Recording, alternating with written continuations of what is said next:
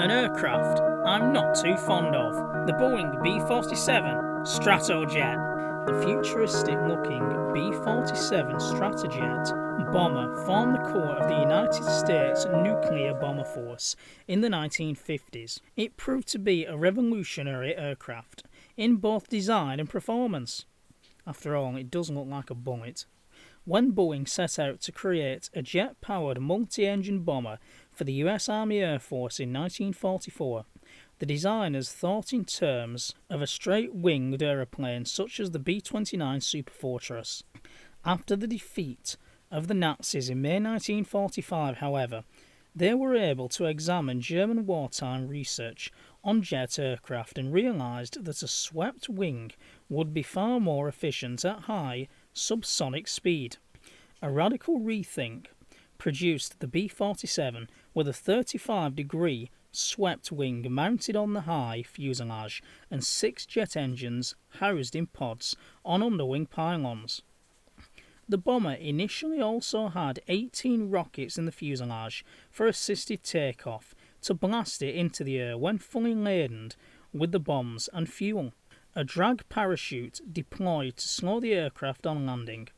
The B-47 was astonishingly fast, and it was confidently expected to survive on missions with minimal armament due to its exceptional speed and altitude. However, it was not entirely satisfactory, since it lacked the intercontinental range to carry out a strike on the Soviet Union directly from bases in the United States. This problem was eventually solved by the introduction of in-flight refueling.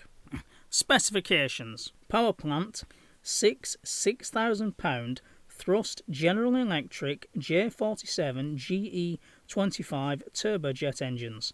B-47E, wingspan 116 feet, length 107 feet, gross weight 200,000 pounds, maximum speed more than 600 miles per hour, combat radius 2,013 miles, first flight December the 17th 1947, XB-47 prototype, and armament 2 20mm Hispano cannons and 4 303-inch Browning machine guns.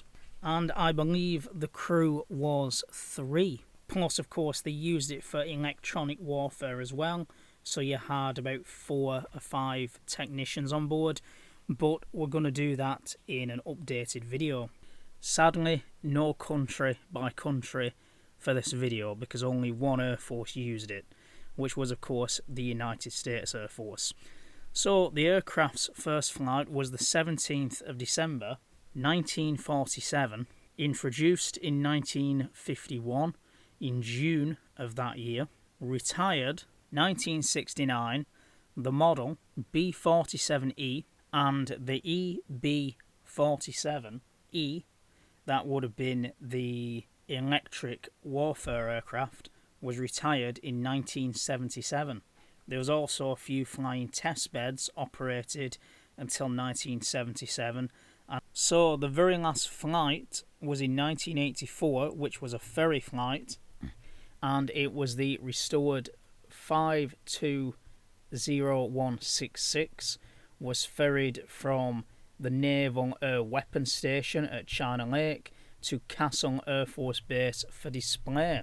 China Lake, that is so famous.